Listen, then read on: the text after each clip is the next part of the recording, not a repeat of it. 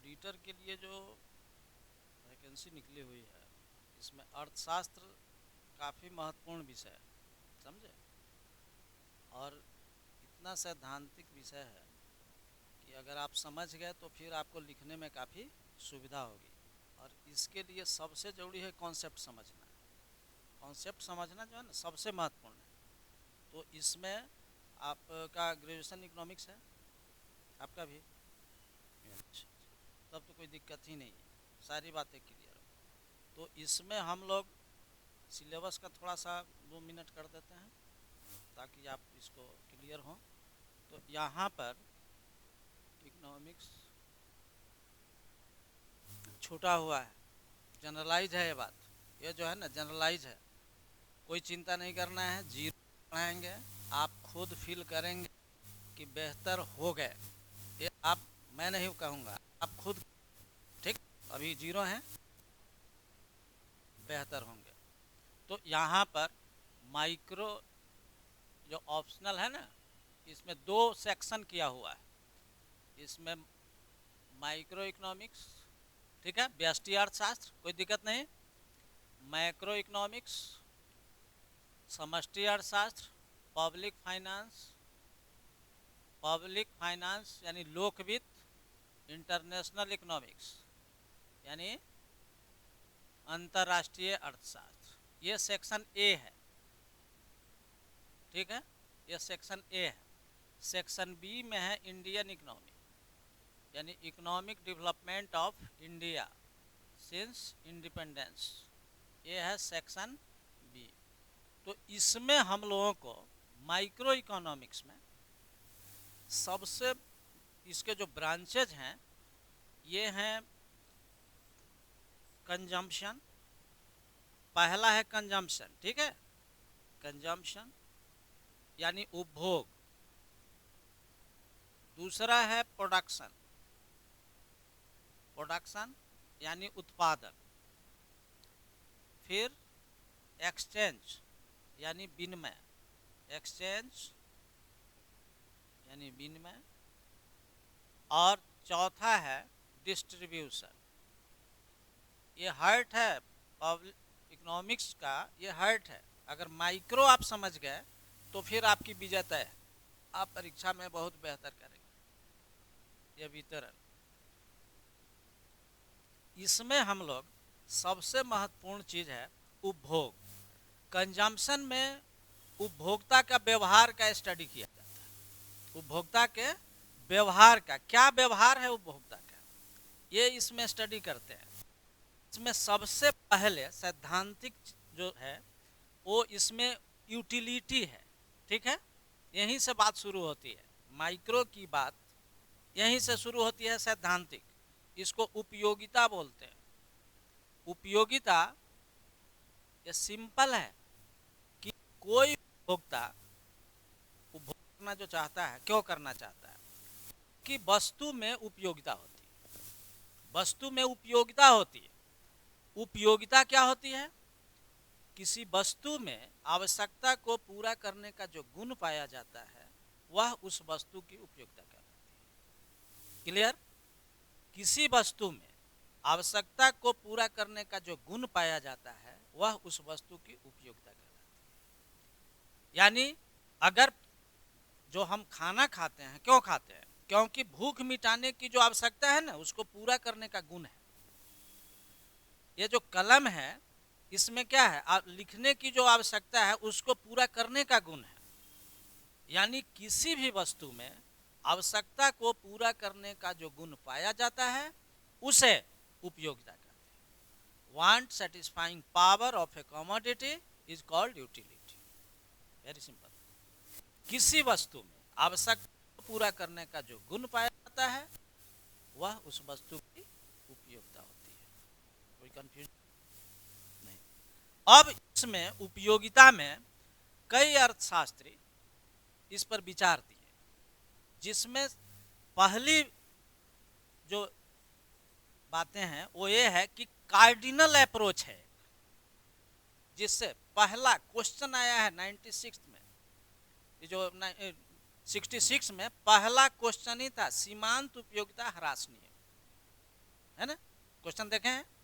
पहला क्वेश्चन था सीमांत उपयोगिता ह्रास नियम, ये इसी सेक्शन का क्वेश्चन। ये जो उपयोगिता है इसको यहाँ पर परिमाणात्मक, देख लीजिए, परिमाणात्मक उपयोगिता दृष्टिकोण इसको बोलते हैं, परिमाणात्मक उपयोगिता दृष्टिकोण, यानी कार्डिनल, अंग्रेजी भी लिख देते हैं ताकि कोई दिक्कत नहीं हो, कार्डिनल यूटिलिटी अप्रोच। ये मार्शल ने दिया, अल्फ्रेड मार्शल, अल्फ्रेड मार्शल का दिया हुआ है, ठीक है।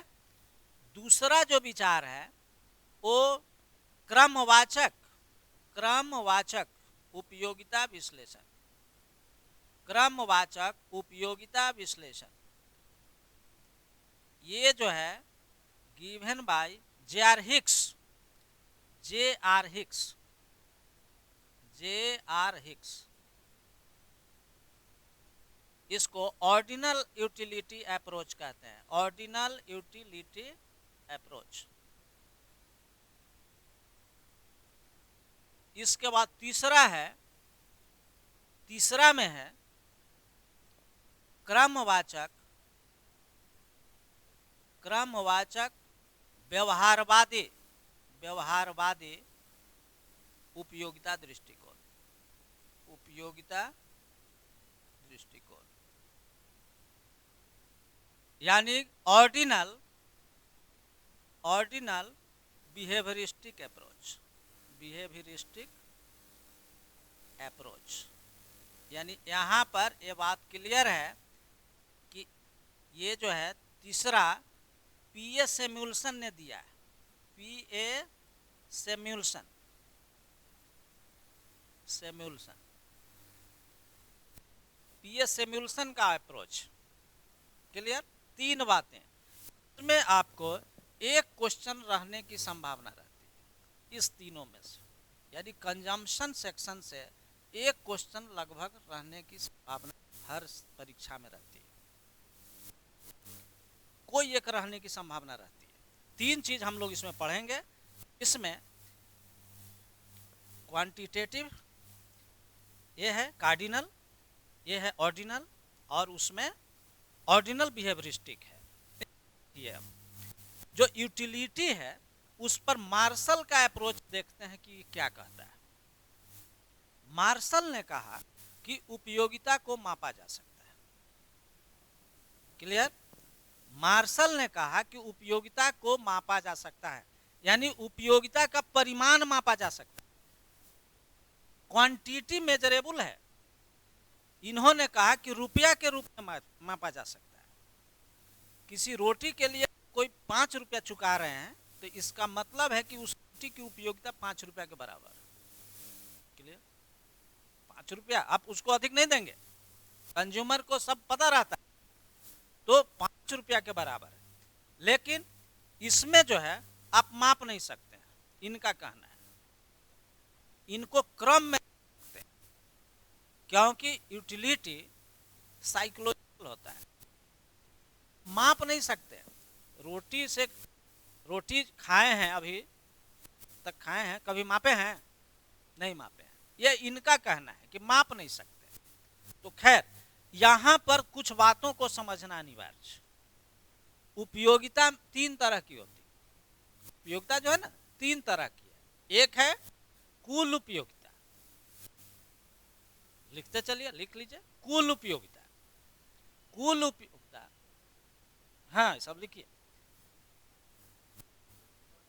ये सभी कंजम्पशन का है, जिस हम लोग ये पढ़ेंगे कि उपभोक्ता का व्यवहार क्या है। उसमें पहली बात यही से, किसी वस्तु की जो आप मांग करते हैं, क्यों करते हैं? क्योंकि उसमें यूटिलिटी होती है। खराब वस्तु का डिमांड लोग नहीं करते हैं, तो यहाँ यूटिलिटी होती है, इसलिए कंज्यूमर इसकी मांग करते हैं। तो यूटिलिटी में ये जो हम लोग देख, ये काफी महत्वपूर्ण चीज है।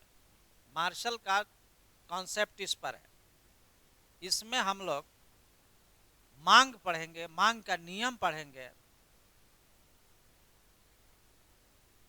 नोट कीजिए। हो गया? ठीक है, नोट कीजिए। हर बातों को स्पष्ट कर लेना है, क्योंकि परीक्षा हॉल में आप ऐसे जाएं कि एकदम पंखा देखना ना पड़े। नहीं, परीक्षा हॉल में ऐसे जाएं कि पानी पीना ना पड़े। ये सब बहुत बेस अनिवार्य है। परीक्षा हॉल में ऐसे जाएं कि क्वेश्चन अगर आप उसको आ रहा है तो आप काफ़ी फील गुड करेंगे, और नहीं तो फिर समझ रहे हैं। आप सभी क्वेश्चन को बेहतर तरीके से देखेंगे तो फिर तभी ना रिजल्ट होता है। और इसके लिए ज़रूरी है कॉन्सेप्ट की ज़रूरत। पूर्णतया कॉन्सेप्चुअल क्वेश्चन है ये जो है ना, कॉन्सेप्चुअल विषय है, कॉन्सेप्ट है, साइंस है, टोटली साइंस है।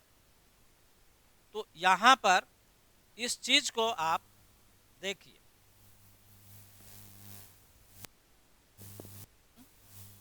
हो गया? अब देखिए, उपयोग तीन तरह की होती है। एक होती है कुल उपयोगिता, टोटल यूटिलिटी। ये क्या है? चूंकि उपयोगिता को मापा जा सकता है, इसीलिए उपयोगिता को आप डिफाइन कर सकते हैं किसी वस्तु की विभिन्न इकाइयों से। किसी वस्तु की विभिन्न इकाइयों से प्राप्त होने वाली उपयोगिता के योगफल को कुल उपयोगिता कहते हैं। ठीक है? किसी वस्तु की विभिन्न इकाइयों से प्राप्त होने वाले उपयोगिता के योगफल को कुल उपयोगिता कहते हैं। सम है, टोटल है। 5 रोटी अगर आप खाते हैं तो सबको जितना यूटिलिटी मिल रहा है ना, सबको जोड़ दिया जाए तब कुल उपयोगिता होती है। हिग्स की बात अभी नहीं। हिग्स ने क्या कहा वो बात अलग है।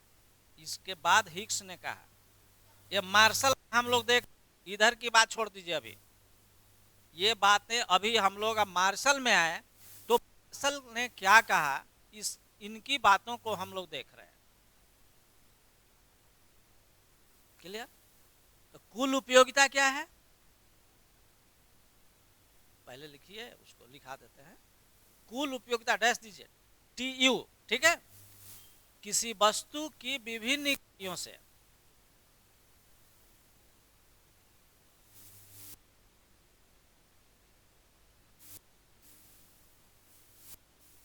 किसी वस्तु की विभिन्न इकाइयों से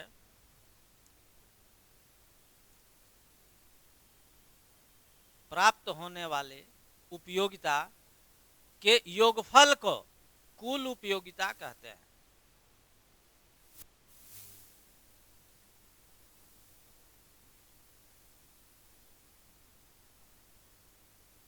कुल उपयोगिता कहते हैं किसी वस्तु की विभिन्न इकाइयों से प्राप्त होने वाली उपयोगिता के योगफल को कुल उपयोगिता कहते हैं।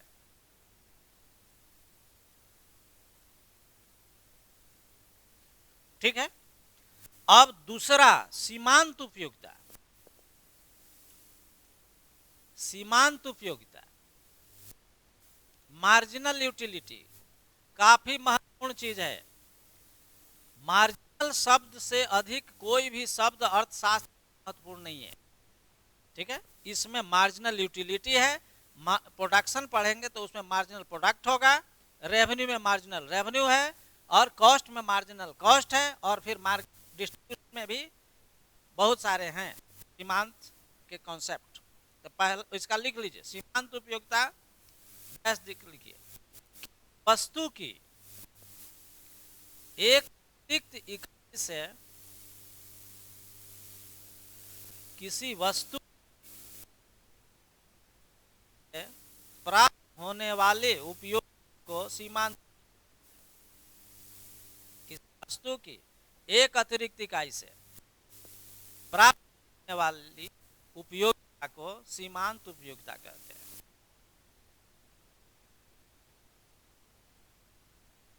उपयोगिता सही स्पष्ट है। सीमा जोड़ अंत होगा ना, तो सीमांत यानी एक एडिशनल यूनिट के कंजम्पशन से जो यूटिलिटी मिलता है उसको बोलते हैं सीमांत उपयोगिता।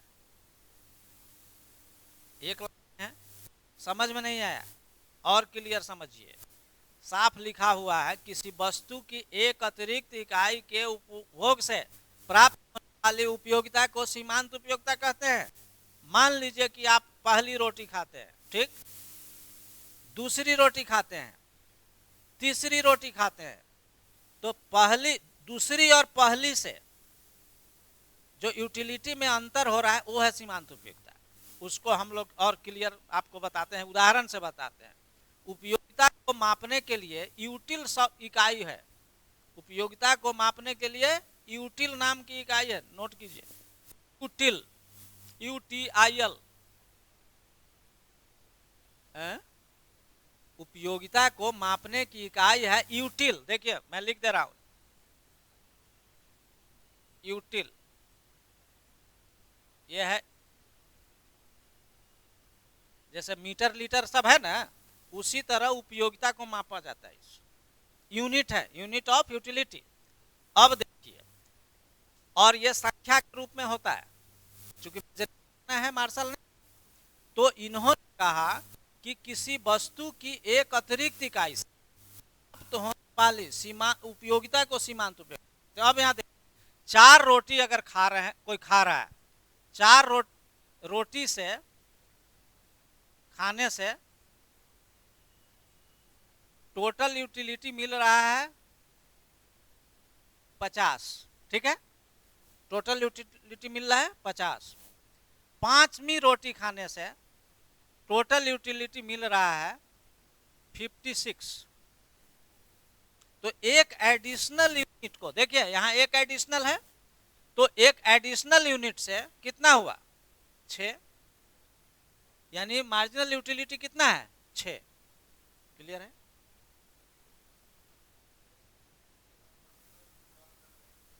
वही बात होगी, पेन का ही होना चाहिए। मार्शल ने अपने विश्लेषण में एक ही वस्तु की बात की है मूल रूप से। रोटी तो उदाहरण है ना, कलम है, रोटी है, घड़ी है, मोटरसाइकिल है, सब वस्तु एक एडिशनल यूनिट। यही होता है कि अतिरिक्त से पहला गाड़ी लोग खरीदते हैं ना, खूब साफ सुथरा करते हैं, दूसरे से नहीं उतना करेंगे। क्लियर है? यानी और देखिए, तो ये क्लियर हुआ, किसी वस्तु की, अब यहां एक और लिख लीजिए, एक लाइन और लिख लीजिए इसमें, किसी वस्तु की एक अतिरिक्त इकाई से, वस्तु की एक अतिरिक्त इकाई से कुल उपयोगिता में, वस्तु की किसी वस्तु की एक अतिरिक्त इकाई से कुल उपयोगिता में होने वाले परिवर्तन को सीमांत उपयोगिता कहते हैं।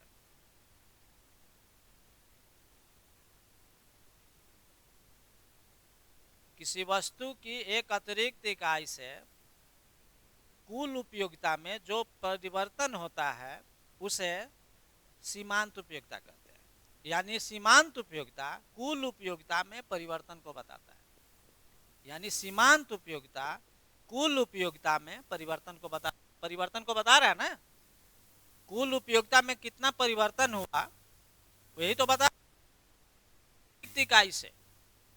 अब यहां पर एक चीज और देखिए, औसत, थर्ड है, औसत कुल उपयोगिता में उपभोग की गई इकाइयों की संख्या से देने पर, उपभोग की गई इकाइयों की संख्या से भाग देने पर उपयोगिता प्राप्त होता है। कुल उपयोगिता में उपभोग की गई इकाइयों की संख्या से भाग देने पर औसत उपयोगिता प्राप्त होता है। क्लियर है? नाम से ही स्पष्ट है। अब यहां उपयोगिता कहते हैं, इसकी इतनी जरूरत नहीं होती है उपभोग में, लेकिन फिर भी हम लोग जानना अनिवार्य है। बात क्लियर है? यानी प्रति इकाई, हाँ अब फार्मूला बताते हैं, अब आप समझ जाइएगा। अब देखिए, कुल उपयोगिता बराबर है ना, total utility is the sum of marginal utility, और मार्जिनल यूटिलिटी बराबर T U N minus T U N minus one, ये है जो देख रहे हैं ना, कुल उपयोगिता है सीमांत उपयोगिता का योगफल है। कुल उपयोगिता क्या होता है? सीमांत उपयोगिता का योगफल है। और सीमांत उपयोगिता क्या है? एक टोटल यूटिलिटी में जो चेंज हो रहा है सो बतला रहा है। एन 1 से n तक होता है ना, 1 2 3 अप टू n, n के पहले n माइनस 1 होता है ना, n के पहले n, तो वही तो घटा रहे हैं, वही तो घट रहा है। यानी यही तो बताया है 4 रोटी 5 रोटी में अंतर यही है। 5वीं रोटी से 4 रोटी से 50 यूटिल मिल रहा है, 5 रोटी से 56 यूटिल मिल रहा है, तो मार्जिनल यूटिलिटी 6 है, साफ है। इसी तरह कुछ भी होगा आप बताने की स्थिति में आ जाएंगे। अगर कहीं 30 है 35 है 5 हो गया, तो ये स्थिति है। अब यहां पर ये देख लीजिए, क्लियर है बात? यानी सीमांत उपयोगिता किसको कहते हैं, ये क्लियर। कुल उपयोगिता किसको कहते हैं, ये क्लियर। उपयोगिता किसको कहते हैं, ये क्लियर। मार्शल ने क्या कहा कि उपयोगिता को मापा जा सकता है, बात ध्यान रखिए, उपयोगिता को मापा जा सकता है। मार्शल ने ये बातें भी कही कि सीमांत उपयोगिता घटती हुई होती। जी, मार्शल की ही बात अभी हम लोग पढ़ रहे हैं। मार्शल ने कहा कि सीमांत उपयोगिता घटती हुई होती है। घटती है कि नहीं? आप रोटी खाते हैं, पहली रोटी खाते हैं, दूसरी खाते हैं, तीसरी खाते हैं, अगर 5 रोटी खाते हैं तो 5वीं रोटी पर खाना बंद कर देते हैं ना। क्यों बंद करते हैं? क्योंकि सीमांत उपयोगिता शून्य हो जाती है। क्लियर? सीमांत उपयोगिता जैसे ही शून्य होता है वैसे ही कुल उपयोगिता अधिकतम हो जाती है। यानी कंज्यूमर पूर्ण रूप से संतुष्ट हो गया, अब वो नहीं खाएगा। अब अगर वो खाएगा तो यूटिलिटी निगेटिव हो जाएगा, यानी अनपच हो सकता है या वोमिटिंग टेंडेंसी हो सकती है, इसलिए अब नहीं खाएगा। तो यहाँ पर एक टेबल हम लोग ड्रॉ करते हैं जिससे ये बतलाते हैं कि मार्जिनल यूटिलिटी डिमिनिश करता है, ये तो मार्शल ने ही कहा। फिर उससे टीयू निकालते हैं और फिर उससे एक ग्राफ बताते हैं जिससे आपको टीयू से और एमयू से रिलेशन पता चल जाएगा और आप काफी बेहतर स्थिति में आ जाएंगे। आपको कोई भी ग्राफ खींचने में दिक्कत नहीं होगी। बात समझे? तो यहां पर ये बिल्कुल साफ है। एक टेबल बनाते हैं। यहां तो रोटी की इकाई है, रोटी की इकाई ये हो गया। यहां पर एमयू है, एमयू लिखने में कोई दिक्कत नहीं ना, समझने में। अब चलिए, टीयू में कोई दिक्कत नहीं है। अब देखिए 1 2 3 4 5 6, यहां देखिए मार्जिनल यूटिलिटी डिमिनिश करता है, मार्जिनल यूटिलिटी डिमिनिश करता हुआ होता है। यहां पर ये बात देख लीजिए, टेबल जो है ना इसमें जो अंक है वो काल्पनिक है, सिर्फ ये बताता है कि मार्जिनल यूटिलिटी घट रहा है। यहां देखिए 8 6 4 2 0 -2, क्लियर है? 8 6 4 2 0 -2। अब यहाँ टोटल यूटिलिटी जो निकलेगा वो कैसे निकलेगा सो साफ क्लियर है, देख लीजिए। Total utility sum of marginal utility है, तो 8 हो गया, फिर 2 से हो गया तो 14 हो गया, डायगोनल जोड़ते जाइए, 18 20 20 और 18 बन गया। देख रहे हैं ना? तो यहां पर देखिए जहां मार्जिन 5 रोटी पर मार्जिनल यूटिलिटी शून्य हो रहा है, 5वीं रोटी पर मार्जिनल यूटिलिटी शून्य हो रहा है, यानी टोटल यूटिलिटी मैक्सिमम हो रहा है। मैक्सिमम वही होता है जिसके बाद घटना शुरू करता है। बात बुझे? घटेगा मार्ज जहां मैक्सिमम होगा ना उसके बाद घटना शुरू होगा। तो यहां पर पांचवी रोटी जो खाता है कंज्यूमर, सीमांत उपयोगिता उसकी शून्य हो जाती है और कुल उपयोगिता उसी पांचवी रोटी से अधिकतम हो जाती है। यानी यहां पर उपभोक्ता पूर्ण संतुष्ट हो गया, आप नहीं खाएगा। यही होता है, आप भी जीरो, आप हम खाते हैं, आप खाते हैं, जीरो होता है वहीं रोकते हैं। जीरो जहां होता है ना वहीं रोकते हैं। हर व्यक्ति के खाने की क्षमता अलग अलग है। कोई 4 रोटी खाता है। अभी मार्शल ने कहा कि पहले घटती है, देखिए अभी बढ़ती कहाँ है, बढ़ती इसमें कहाँ है, टीयू तो क्रमशः बढ़ता है, टीयू तो बढ़िया रहा है। जब रोटी खाएंगे, एक रोटी खाएंगे तो 2 रोटी खाएंगे तो थोड़ा ज़्यादा, मैंने उसको स्पष्ट शब्द में क्या कहिएगा कि और पेट भर रहा है, और ज़्यादा खाइएगा तो और पेट भर रहा है। और जब 5 रोटी या 4 रोटी अगर आप खाते हैं तो 4 रोटी खा लीजिएगा, उसके बाद आपका फुल्ली सेटिस्फैक्शन आ गया, यानी अब आप नहीं खाएंगे। तो जहां नहीं खाएंगे वहां पर टोटल यूटिलिटी मैक्सिमम हो गया, लेकिन सीमांत उपयोगिता जो मार्जिनल यूटिलिटी है वो शून्य हो गया। यानी आप साफ लिख सकते हैं कि जहां मार्जिनल यूटिलिटी शून्य होती है वहीं कुल उपयोगिता यानी टोटल यूटिलिटी अधिकतम होती है। लिख लीजिए, जब जब एम यू लिखा है, एम यू में कोई दिक्कत नहीं है, बराबर 0, तब जब एम यू बराबर 0 तब टी यू अधिकतम हो जाता है। यानी यहां पर उपभोक्ता को अधिकतम संतुष्टि मिलती है। कैसे इन्वर्स, इन्वर्स कैसे बोला जाएगा, वो तो खा रहे हैं ना।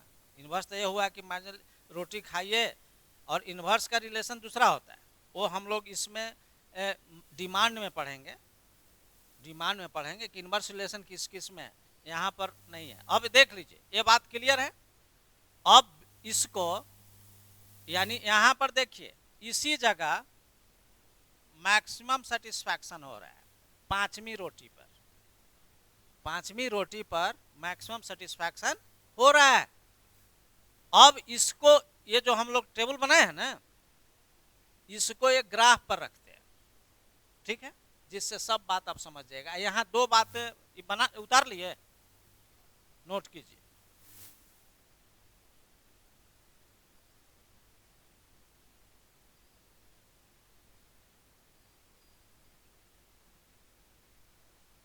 कहीं कंफ्यूजन हो, दिक्कत हो, हम हैं, कोई चिंता नहीं करना। हो गया।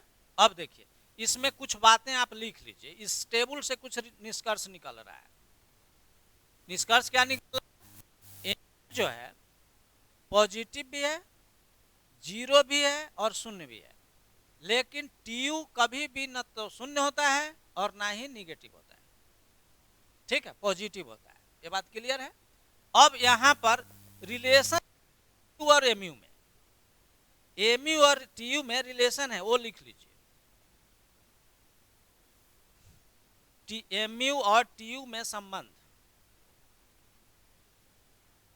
एमयू और टीयू में संबंध, हाँ हाँ वो लिख लीजिए, हाँ हाँ लिख लीजिए।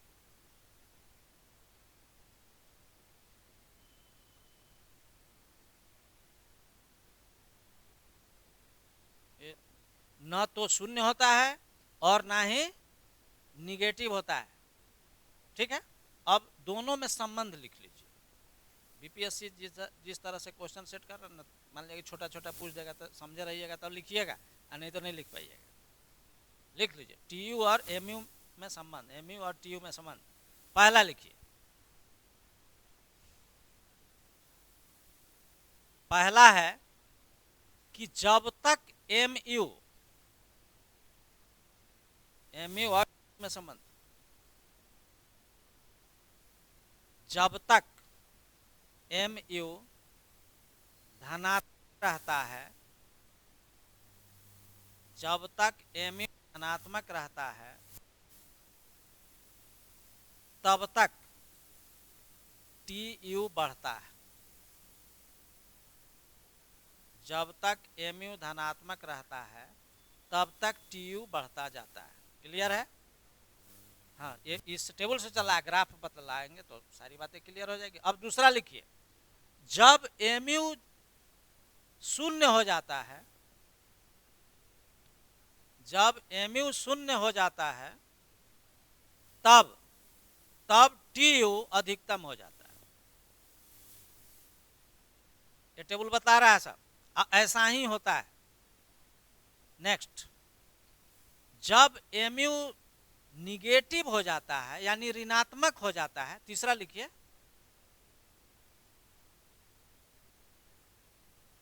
जब mu ऋणात्मक हो जाता है तब tu घटने लगता है। जब mu ऋणात्मक हो जाता है तब tu घटने लगता है। अब इसको हम लोग एक टेबल से देखें, अब इसको ग्राफ से देखते हैं। ठीक है, यहां पर ग्राफ बना रहे हैं। ये देखिए, ओरिजिन है, एक्स एक्सिस है जी। कलम से बनाना चाहिए कि बोलिए बोलिए, यही तो हम बोल रहे हैं। कलम से बनाना है कि पेंसिल से, है ना? उसमें हमेशा कलम से बनाना चाहिए, क्योंकि पेंसिल से बनाइएगा ना, बीपीएससी कॉपी फेंक देगा, वो थोड़ा ही संभाल करके रखता है में, वो तो फेंक देगा नीचे। अगर परीक्षा की कॉपी देखने में देरी हुई तो जब कॉपी जांची जाएगी ना, तो हो सकता है कि वो ब्लैंक हो जाए, और जब एग्जामिनर के सामने जाएगा तो एग्जामिनर ये सोचेंगे कि लगता है विद्यार्थी मेरे लिए छोड़ दिया है। तो जब एग्जामिनर को ये पता चले तब तो फिर आप समझ सकते हैं इसका परिणाम। इसलिए आपकी जिम्मेदारी ये है कि प्रश्नोत्तर सही तरीके से सही रूप में रखना है। किसी को एग्जामिनर पहचानते हैं? किसी को नहीं पहचानते हैं। आपकी कॉपी में क्या है उसी के हिसाब से एग्जामिनर पहचानते हैं कि इनको मिलना चाहिए 200, 170, 210 और 243 आया हुआ है अर्थशास्त्र में, ध्यान है ना। 243, एक चंचल कुमार डीएसपी बना जी। तो अब बतलाइए कि कितना, इसमें तो कोई शक ही नहीं है कि नंबर कम आता है, इसमें कहीं कोई बात नहीं है। अब आपको क्या आता है, उनको क्या आता है, ये तो पढ़ने पर है और समझने पर है। ठीक है, तो यहाँ जो हम लोग देख रहे हैं एक ग्राफ है, यहाँ x माइनस है, y माइनस है। ठीक है, अब यहाँ देखिए, इस पर x एक्सिस पर हम लोग बनाते हैं रखते हैं इसको TU नहीं, रोटी की इकाई। ठीक है, और इस पर रखते हैं यूटिलिटी। एक्स एक्सिस पर हम लोग रखे रोटी की इकाई।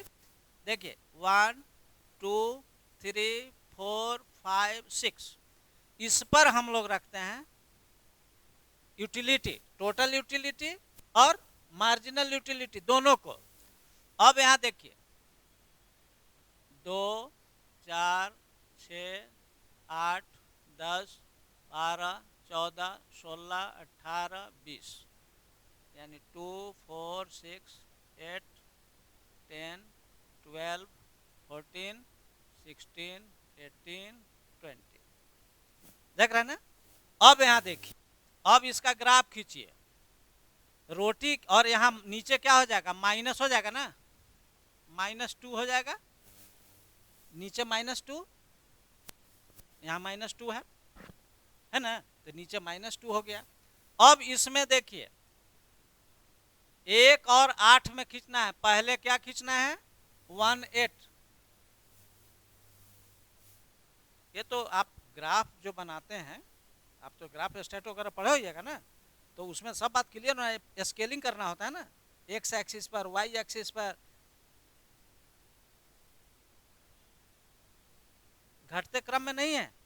ये तो हम ये रख रहे हैं ना यहाँ 20 तक है ना, इसीलिए 2 का पैमाना माने हैं, ये पैमाना है 2 का, इतना को हम 2 मान रहे हैं, है ना, 2 4 6 8, चूंकि दोनों को प्रेजेंट करना है ना, मार्जिनल यूटिलिटी को भी और टोटल यूटिलिटी को भी,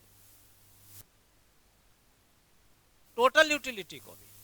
तो इसमें हम लोग पहले मार्जिनल यूटिलिटी को लोकेट करते हैं। जैसे 8 नंबर पर है ना, समझे ना, पहली रोटी जो खाते हैं तो जी, पहली रोटी जब खाते हैं तो मार्जिनल यूटिलिटी कितना है 8, 8 का मतलब यहाँ पर यह है ना, क्लियर है। दूसरी रोटी पर 6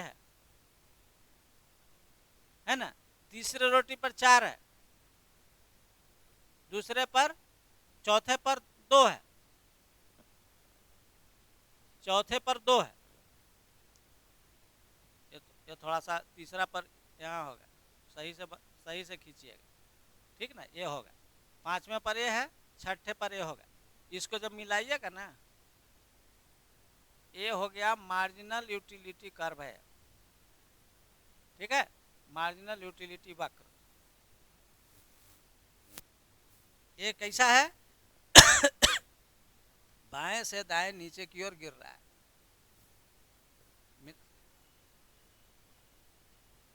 अरे ये तो मार्जिनल यूटिलिटी का न किए, अब तो टोटल यूटिलिटी का करेंगे, ये तो मार्जिनल यूटिलिटी का न किए। पहले आप जो है ना, 2 ग्राफ आपको में, पहला ये है, देखिए, एक इसके साथ इसका खींचिए पहले, जिसको हम लोग खींचे, अब इसके साथ टीयू का खींचेंगे ना, तब 8 है, कितना है 8 है, उसके बाद 14 है, तो 2 रोटी पर टोटल उपयोग यूटिलिटी कितना है 14, 2 रोटी पर टोटल यूटिलिटी है 14, तीसरी रोटी पर टोटल यूटिलिटी कितना है 18, देखिए, यानी 18, तीसरी पर ना, तीसरी पर 18 है, तीसरी पर 18 है, देखिए, तो यहाँ 18 के सामने खींचना है, तो 18 के सामने हो गया ये, ठीक है, और चौथी रोटी पर 20 है, पांचवी पर भी 20 है,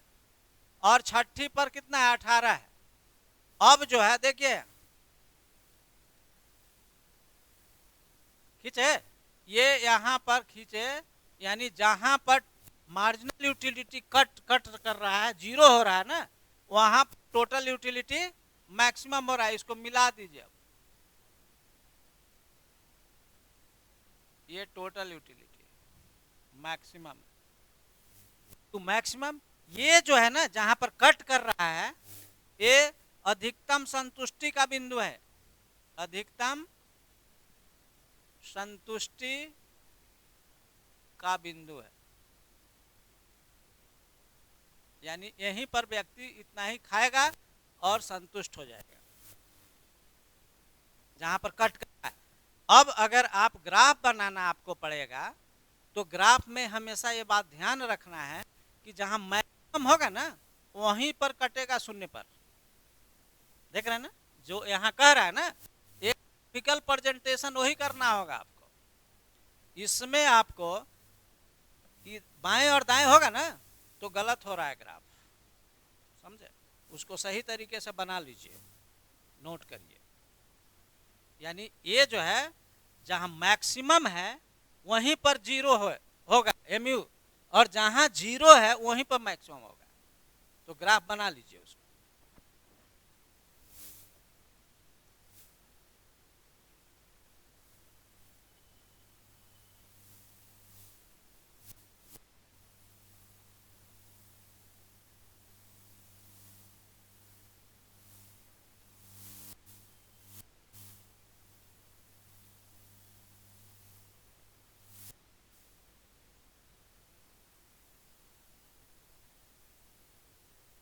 ठीक से बनाइए ग्राफ,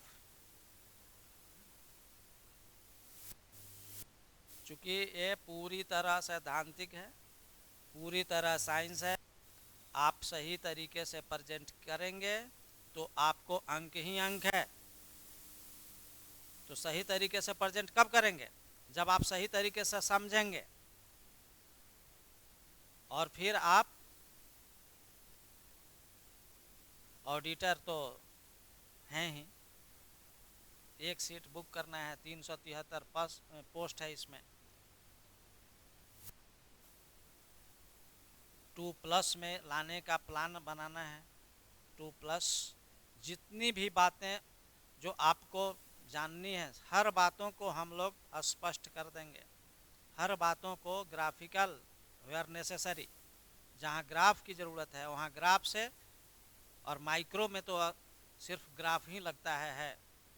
और ग्राफ अगर आपको खींचने आ गया तो काफ़ी बेहतर अंक मिलेंगे, क्योंकि परीक्षा में सिर्फ क्वेश्चन लिखना ही मायने नहीं रखता है, मायने रखता है कि किस क्वेश्चन का आंसर हम सही से लिखें जिसमें अंक अधिक मिले। अधिक अंकदायी कौन है ये हमको विचार करना।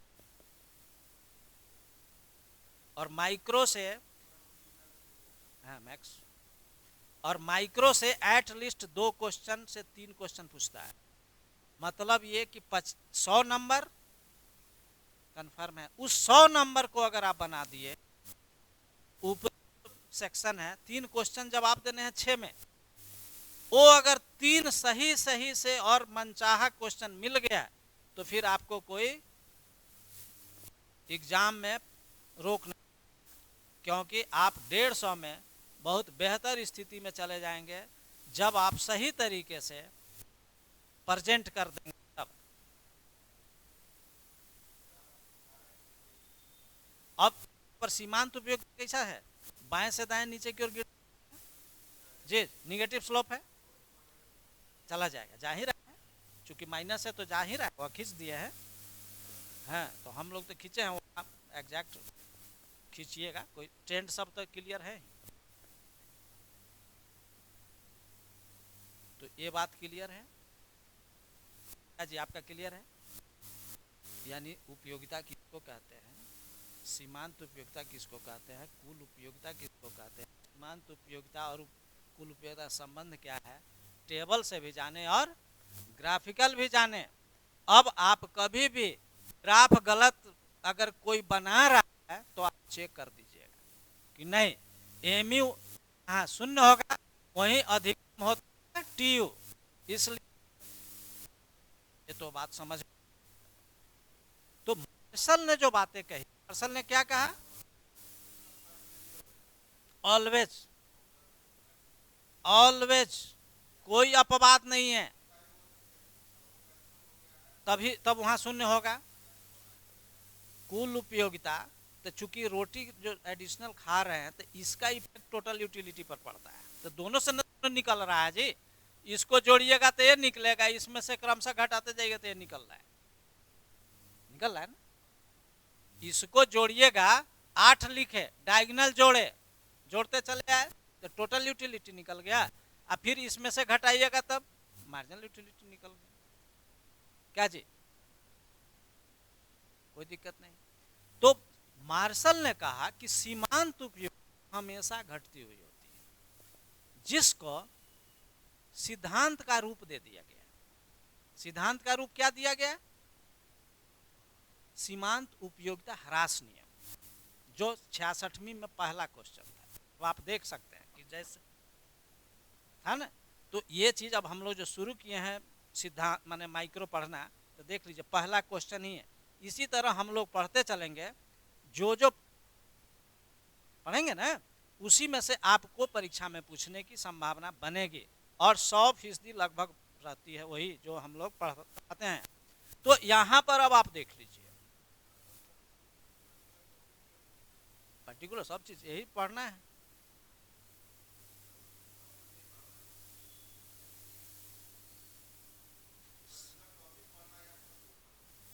यानी जो आपका सिलेबस है माइक्रो को ही ना पढ़िएगा, सिलेबस ही हम लोग पढ़ेंगे, सिलेबस में ही तो परेशानी हो जाती है,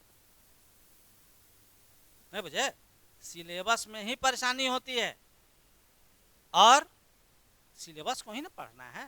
तो इसलिए हर चीज वो पढ़ेंगे जो आपका सिलेबस है, बुझे, उसको बेहतर तरीके से आपको समझना है। तो ये बात क्लियर है। यहीं पर सीमांत उपयोगिता ह्रास नियम बना। H.H. गौसन नामक अर्थशास्त्री, H.H. गौसन नामक अर्थशास्त्री सीमांत उपयोगिता ह्रास नियम दिए। कौन दिए? H गौसन। उन्होंने कहा कि जैसे जैसे किसी वस्तु की एक अतिरिक्त इकाई का उपभोग किया जाता है, उससे प्राप्त होने वाली सीमांत उपयोगिता क्रमशः घटती जाती है। क्लियर है? इस उन्होंने बहुत क्लियर नहीं बताया, इसीलिए मार्शल के नाम से यह सिद्धांत जाना जाता है। सीमांत उपयोगिता ह्रास नियम को व्याख्या करने का वास्तविक श्रेय मार्शल को जाता है। यानी मार्शल ने क्या कहा कि जैसे जैसे किसी वस्तु की एक अतिरिक्त इकाई का उपभोग किया जाता है, ठीक है, जैसे जैसे किसी वस्तु की एक अतिरिक्त इकाई का उपभोग किया जाता है, उस वस्तु से प्राप्त सीमांत उपयोगिता क्रमशः घटती जाती है। तभी तो आप खाना रोकते हैं, नहीं तो खाना खाते ही जाते व्यक्ति। अगर ये नियम नहीं होता तो लोग खाना खाता ही जाता, खाना वहीं रोकता है जहां एमयू शून्य हो जाता है। तो ये सिद्धांत काफी महत्वपूर्ण सिद्धांत है। तो अधिकतम लिखा है, जहां लिखे नहीं, जहां एमयू शून्य होगा, देख लीजिए ना, तो अधिकतम जो टोटल यूटिलिटी है वो अधिकतम हो जा रहा है। यानी अधिकतम का मतलब ये है कि कंज्यूमर को सेटिस्फैक्शन मैक्सिमाइज हो रहा है, कुल उपयोगिता अधिक हो जा रही है, अधिक, ये चीज यहां पर देख रहे हैं। तो इसमें हम लोग सीमांत उपयोगिता ह्रास नियम, जो काफी महत्वपूर्ण चीज है, जो बताता है, उसको लिख लीजिए, सीमांत उपयोगिता ह्रास नियम। अब यहाँ पर जैसे जैसे देखिए, यहाँ देखिए कि जैसे जैसे अब पहली रोटी जो कंज्यूमर खा रहा है ना, उससे इतनी यूटिलिटी मिल रही है, दूसरी रोटी से देखिए घट रहा है, ठीक है, तीसरी से देखिए और घट रहा है, चौथी से देखिए और घट रहा है, घट रहा है ना। ये जो एरिया है ना, ये जो एरिया है 1 2 3 4 8 तक पहली रोटी से मिल रहा है, दूसरी रोटी 3 के बराबर, ये जो है ना इतना मिल रहा है,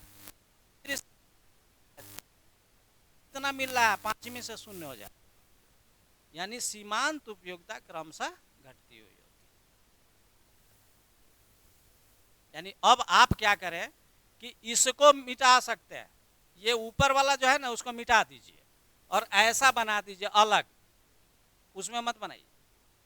अब आप अलग ऐसा बना दीजिए जो सीमांत उपयोगिता ह्रास नियम को बता रहा है।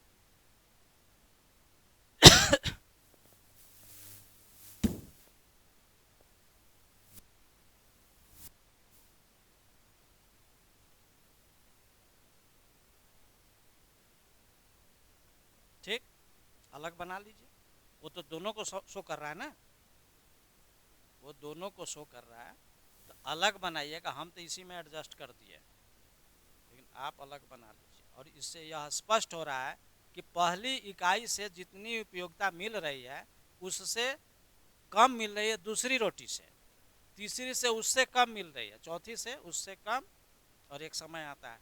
इसी प्रवृत्ति को सीमांत उपयोगिता ह्रास नियम कहते हैं।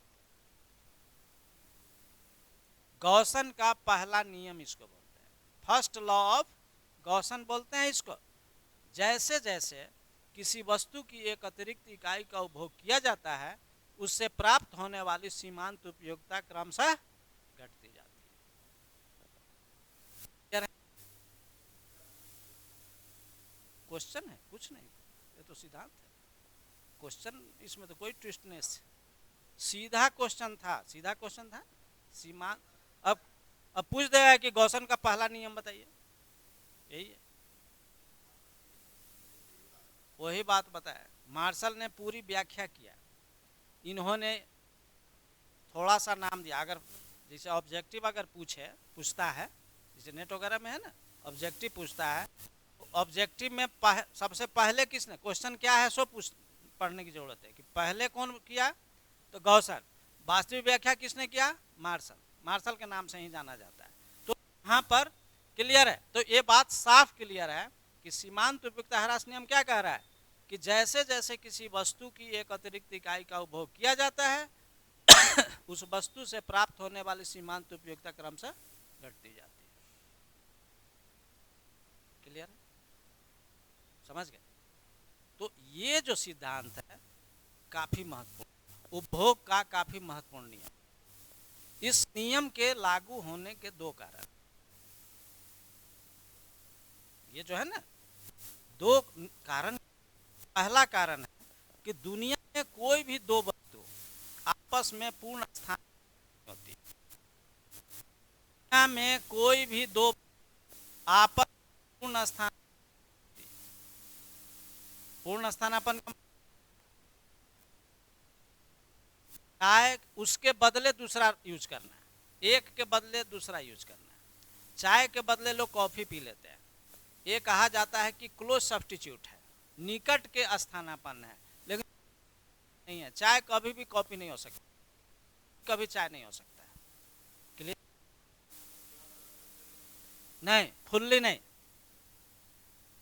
लेबर कभी भी कैपिटल नहीं हो सकता है, कैपिटल कभी भी लेबर नहीं हो सकता है, विकल्प के तौर पर यूज कर सकते हैं।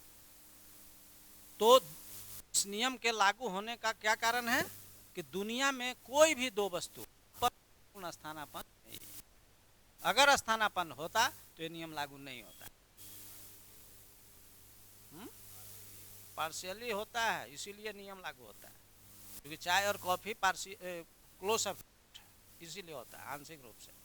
और दूसरी बात कि कोई उपभोक्ता है ना, किसी आवश्यकता विशेष की पूर्ति करने की योग्य क्षमता रखता है। अगर मान लीजिए कोई 5 रोटी खाता है, ठीक है ना, 5 रोटी खाता है, उसके पास 5 रोटी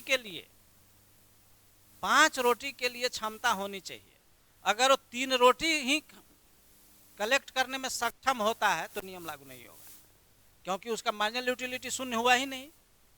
बात समझे? तो मार्जिनल यूटिलिटी शून्य नहीं हुआ, तो इसीलिए ये नियम लागू नहीं होगा।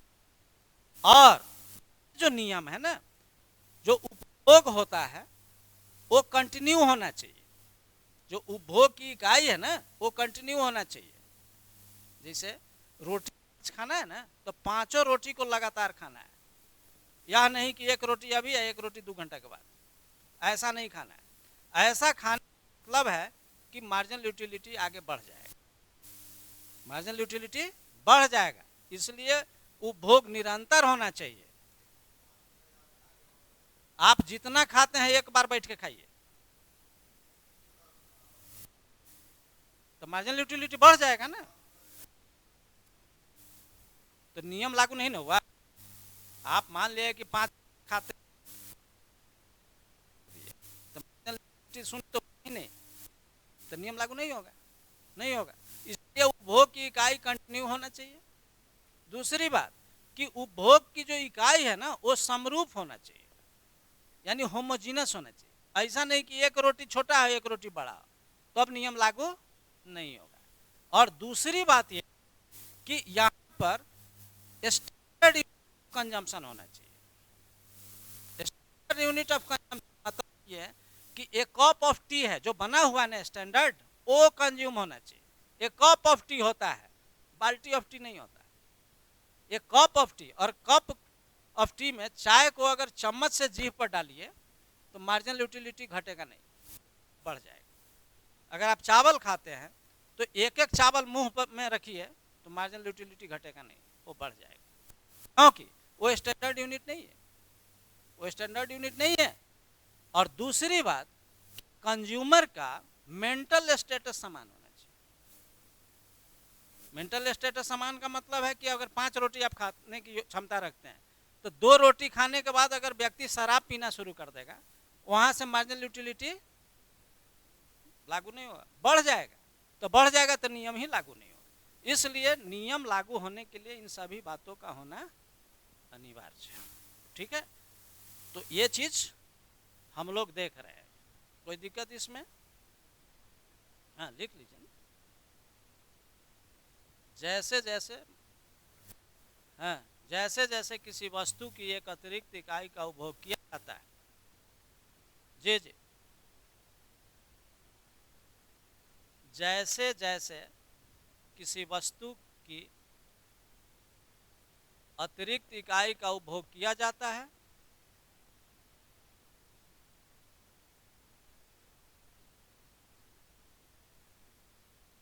उस वस्तु से प्राप्त होने वाली सीमांत उपयोगिता क्रमशः घटती जाती है।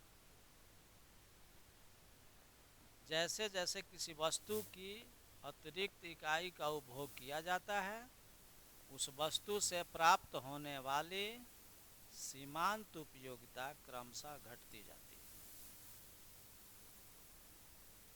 ठीक है। जैसे जैसे किसी वस्तु की एक अतिरिक्त इकाई का उपभोग किया जाता है, उससे प्राप्त होने वाली सीमांत उपयोगिता क्रमशः घटती जाती है।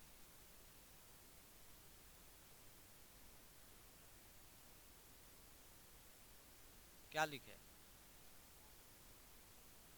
जैसे जैसे किसी वस्तु की एक अतिरिक्त इकाई का उपभोग किया जाता है, उस वस्तु से प्राप्त होने वाली सीमांत उपयोगिता क्रमशः घटती जाती है।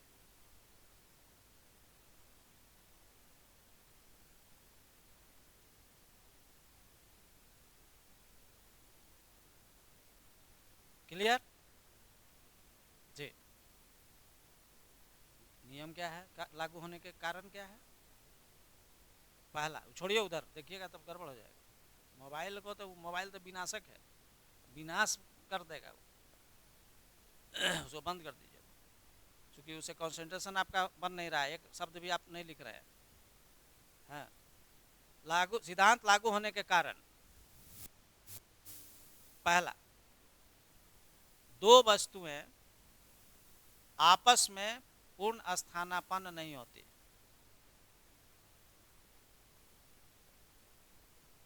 दो वस्तुएं आपस में पूर्ण स्थानापन्न नहीं होती। ठीक है।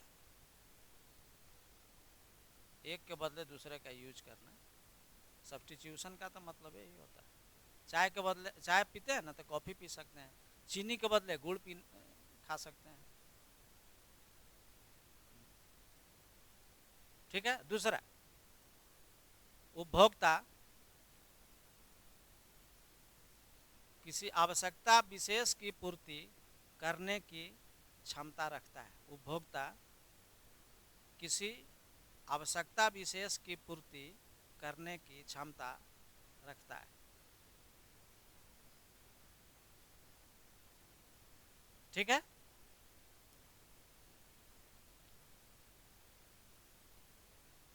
और सिद्धांत की मान्यता लिख लीजिए। मान्यता का मतलब है कि अन्य बातें स्थिर रहे। उपभोक्ता की आय स्थिर रहती है, उपभोक्ता की आय स्थिर रहती है, स्थिर होनी चाहिए या रहे। ठीक है। रुचि, पसंदगी स्थिर हो, स्थिर रहे। उपभोक्ता की रुचि, अभिरुचि, पसंदगी, स्वाद, अभिरुचि, पसंदगी, ये सब होता है टेस्ट एंड प्रेफरेंस। रुचि, पसंदगी, स्वाद इत्यादि स्थिर है, यानी परिवर्तित नहीं हो। वो तो उसके बाद उपभोग की इकाई का उपभोग, उपभोग की इकाई का निरंतर उपभोग हो।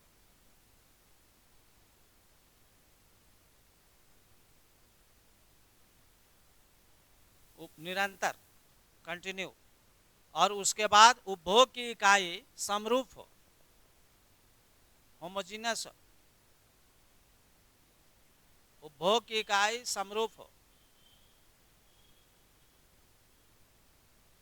नेक्स्ट, उपभोग की इकाई एक मानक के अनुरूप हो। उपभोग की इकाई एक मानक के अनुरूप हो।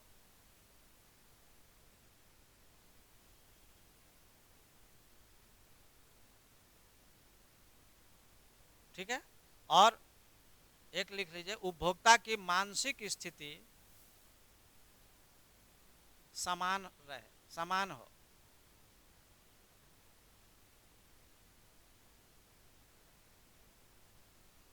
उपभोक्ता की मानसिक स्थिति समान हो।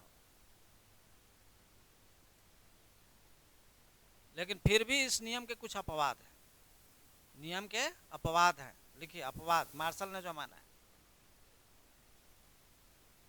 दुर्लभ पेंटिंग का संग्रह करना,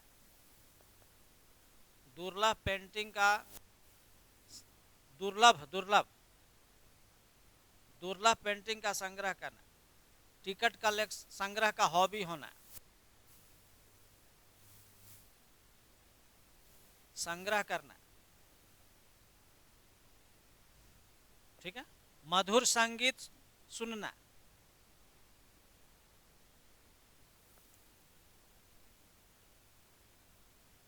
इत्यादि।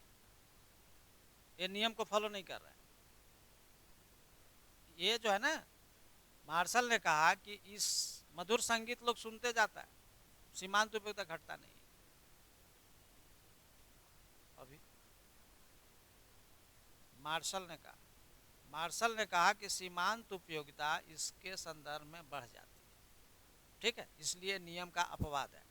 दूसरी बात है, टिकट कलेक्शन का हॉबी अगर किसी व्यक्ति को है तो वो भी, उस पर मार्जिनल यूटिलिटी घटता नहीं है, वो बढ़ जाता है। दुर्लभ पेंटिंग है तो वो, उस पर भी नियम लागू नहीं होता है, ठीक है। तो ये बातें इन्होंने तो कह दिया, लेकिन बाद के अर्थशास्त्री, देखिए अब समझिए, बाद के अर्थशास्त्री केनेथ बोल्डिंग ने, बाद के अर्थशास्त्री केनेथ बोल्डिंग ने इस नियम में थोड़ा सा सुधार कर दिया। सुधार क्या किया? इन्होंने कहा, बोल्डिंग ने कहा कि जैसे जैसे किसी वस्तु की एक अतिरिक्त इकाई का उपभोग किया जाता है, उससे प्राप्त होने वाली सीमांत उपयोगिता एक सीमा के बाद घटती है, एक सीमा के बाद अवश्य घटती है। अब मार्शल ने कहा, मार्शल ने शुरू से ही कहा, देख रहे हैं ना, मार्शल ने पहली इकाई से ही कहा सीमांत उपयोगिता घट, लेकिन बोल्डिंग ने, जो मॉडर्न इकोनॉमिस्ट हैं, उन्होंने कहा कि एक सीमा के बाद अवश्य घटती है। मतलब ये हुआ कि ये नियम यूनिवर्सल हो गया। सीमा के बाद तो मधुर संगीत कितना सुनेगा, शराब कितना पिएगा, दुर्लभ पेंटिंग कितना कलेक्शन करेगा, बात समझे। तो इसलिए मॉडर्न व्यू के अनुसार यह नियम सार्वभौमिक हो गया। कि अब उन्होंने क्या कहा, बोल्डिंग ने, आधुनिक अर्थशास्त्री के अनुसार, लिखिए, लिमिट के बाद, यानी शुरू में हो सकता है कि बढ़ जाए। इन्होंने कहा कि शुरू में हो सकता है कि बढ़े, लेकिन एक सीमा के बाद ऐसा फ्रेज है, एक सीमा के बाद ऐसा है फ्रेज है कि वो तो घटना ही है। बोल्डिंग ने कहा शराब कितना पिएगा व्यक्ति, मधुर संगीत कितना सुनेगा, एक बोतल पिएगा, दो बोतल पिएगा, लेकिन बाद में तो गिरेगा ही ना। तो इसीलिए बोल्डिंग के कहने के बाद इस नियम का अपवाद अब लगभग समाप्त हो गया है। इसीलिए उपभोग का एक यूनिवर्सल लॉ बन गया है। और ये चीज लिख लीजिए, मैंने क्लियर बात समझे। बोल्डिंग के अनुसार, के ई बोल्डिंग, के ई बोल्डिंग, के ई बोल्डिंग, देखिए, के ई बोल्डिंग, बोल्डिंग, इन्होंने कहा कि जैसे जैसे किसी वस्तु, अब इनके अनुसार मॉडर्न व्यू क्या है, सीमांत उपयोगिता ह्रास नियम सोच समझ लिख लीजिए। जैसे जैसे जैसे जैसे किसी वस्तु की एक अतिरिक्त इकाई का उपभोग किया जाता है,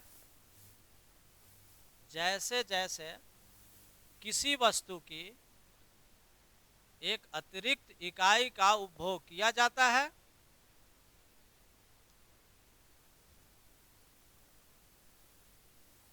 उस वस्तु से प्राप्त होने वाले सीमांत उपयोगिता,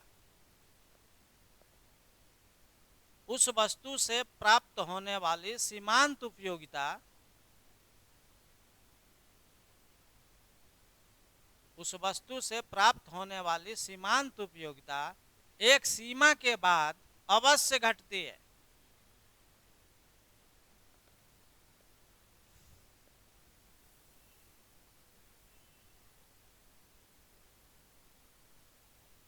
क्लियर हो गया? यानी मार्शल ने जो बातें कही उसको इन्होंने पूर्ण कर दिया।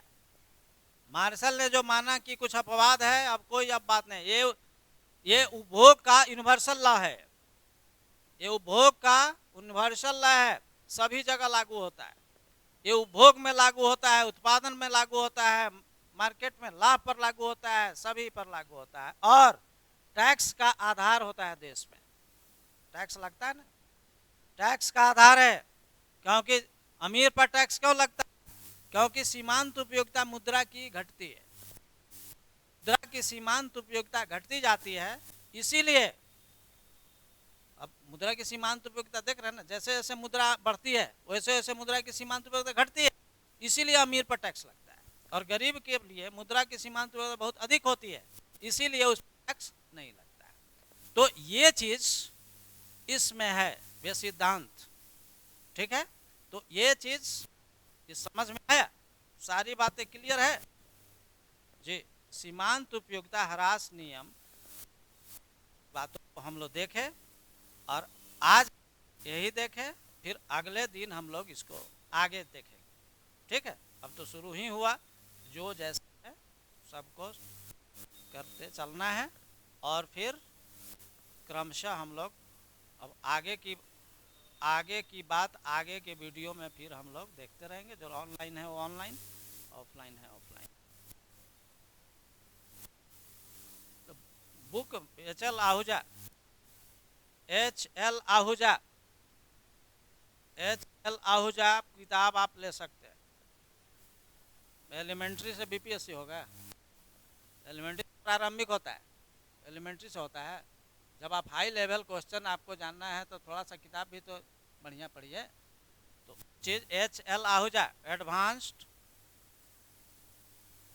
Economic theory, economic theory, HL. Ahuja, इसी हेडिंग का किताब लीजिएगा, और किताब निकलती है एच.एल. आहूजा, ठीक है। एडवांस्ड इकोनॉमिक थ्योरी, उच्चतर आर्थिक सिद्धांत, उच्चतर आर्थिक सिद्धांत, माइक्रो है, सिर्फ माइक्रो, 2 क्वेश्चन भी है, 100 नंबर कम से कम, तो 100 नंबर में तो आपका रिजल्ट है। यही माइक्रो तो आपको रिजल्ट कराएगा। Micro is the backbone of economics. समझ में आया तो अच्छी बात है, नहीं समझ में आया तो फिर हम हैं, कोई दिक्कत है तो हम हैं, इसीलिए हम लोग, कोई दिक्कत नहीं होगी। बेहतर ऑनेस्टली पढ़िए, पढ़ना आपको है, ये बात ध्यान रखना है, पढ़ना आपको, ऑनेस्टली पढ़िएगा, आप बेहतर करिएगा, ठीक ना? ठीक है, आज के लिए यही, फिर